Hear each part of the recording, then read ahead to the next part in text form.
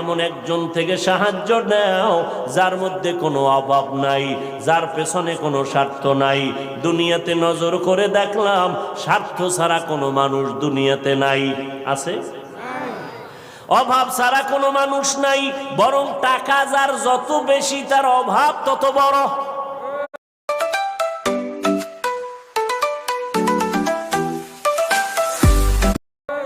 যারা যত বড় লোক তারা অভাব তত বড়। অভাব গরিবের 100 টাকায় সমাধান হয়, বড় লোকের 1,00,000 টাকায় অভাব সমাধান হয় না। এই স্বার্থ ছাড়া অভাব ছাড়া একজন পাইবা, তিনি আর কেউ নয়, আমার আল্লাহ।